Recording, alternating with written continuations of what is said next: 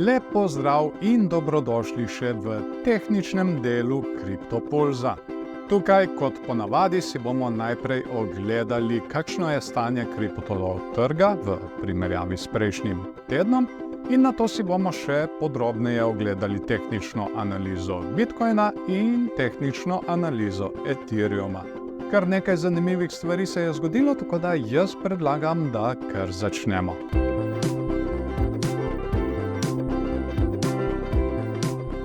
In smo na spletni strani coinmarketcap.com, kjer bomo si najprej ogledali razlike s prejšnjim tednom. In kot vidimo, tukaj imamo kar nekaj padcev. Sicer Bitcoin ni dosti padel, za tam nekje slab odstotek, je pa kar precej padel Ethereum za 8,19%. Tether izpustimo, seveda. BNB je padel za slaba 2%. Solana, zanimivo, je pa zrasla za skoraj 6%. USDC tudi izpustimo. XRP, tudi zanimivo, zrastel za 5,31%. Nato imamo še Dogecoin na 8. mestu, ki je tudi zrastel za 2,36%.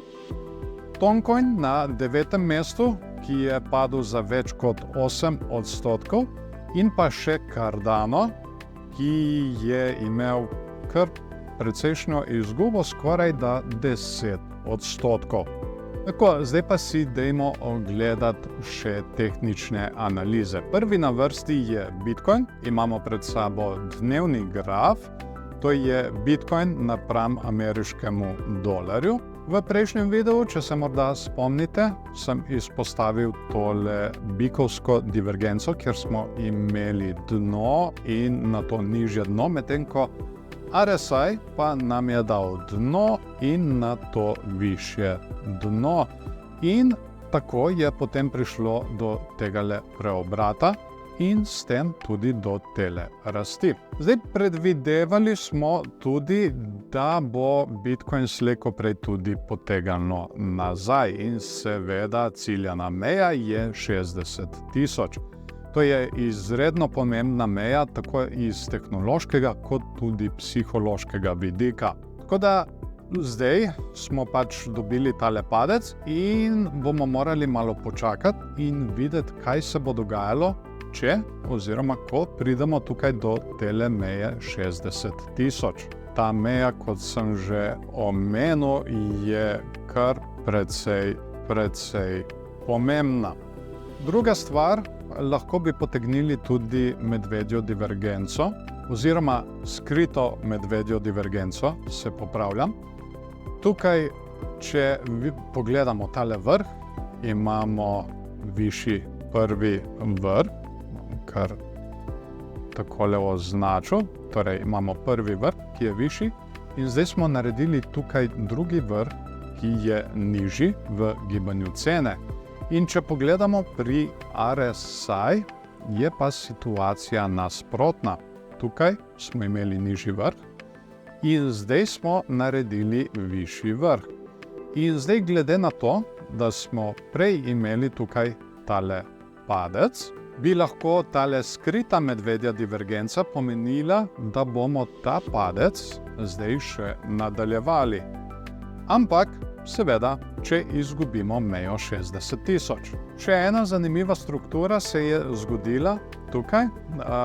V prejšnjih videih smo opozarjali, da imamo tukaj tale dvojni vrh, od katerega je potem sledil padec, in kar se je zdaj zgodilo je, da smo s to rastjo prišli testirati točno tole neckline mejo tegale dvojnega vrha.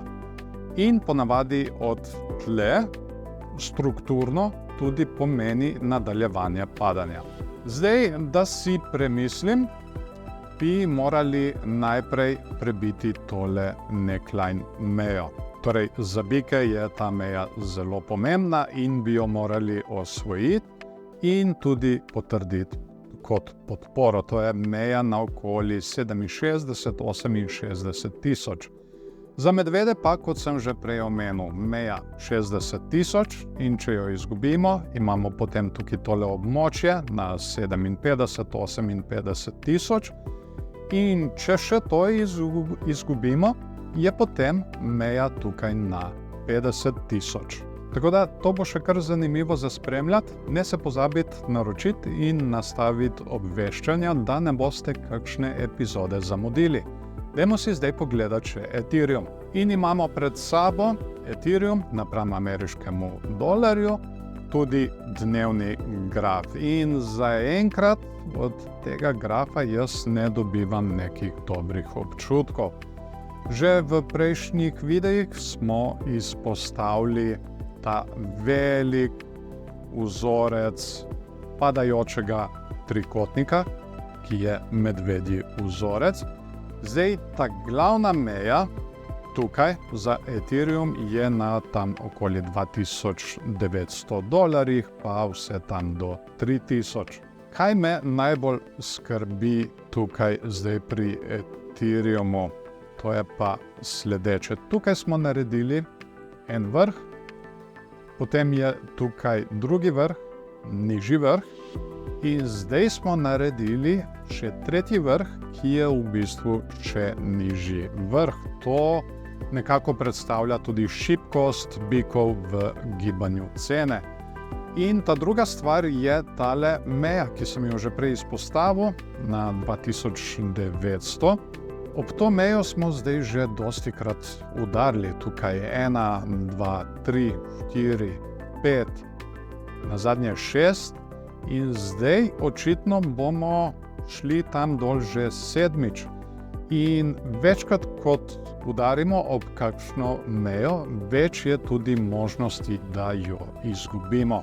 Kaj bo treba zdaj spremljati? Za medvede bo seveda treba spremljati tole mejo na 2900, če se bo izgubila. Za bike pa najprej tale meja na okoli 3500, da se jo osvoji in naredi kakšno podporo na njej. In na to je tale padajoča linija tukaj, ki se tudi vedno bolj spušča. Recimo, da naj bi bila tam nekje na okoli 3700, 3600, ki bi jo biki tudi mogli prebiti, zato da prevzamejo nazaj kontrolo. Zdaj RSI ne kaže nekih velikih posebnosti, edino stokastik RSI vidimo, da se je čisto obrnil navzdol in se nekako obrača medvedom v korist. Zdaj, če se slučajno izgubi tale meja na 2900, bi bila naslednja šele nekje tukaj na okoli 2300, kjer smo prej naredili neko podporo, kot vidimo tukaj. Jo bom kar označil. Takole. To je meja od okoli oziroma območja. Dobro je risati območja, ker nikoli ne vemo, kje se lahko obrnemo, kje se bomo zaustavili. To je torej območje od tam nekje 2100 pa do 2300 oziroma 2400. Tako da ja, vse oči na Bitcoin in Ethereum in na te meje, ki smo jih danes izpostavili v videu. To bo tudi to za to tehnično analizo. Ne se pozabite naročiti na kanal, da ne boste naslednje epizode zamudili.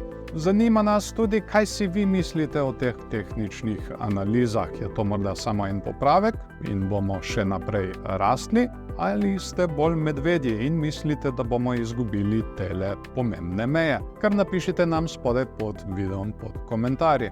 Dajte tudi video všeček, če vam je bil všeč, ali pa ne všeček, če vam ni bil. To bo tudi to za tehnično analizo tega tedna. Jaz vas še pozdravljam, imejte se fajn, želim vam lep teden, lep vikend naprej in se vidimo v naslednjem videu.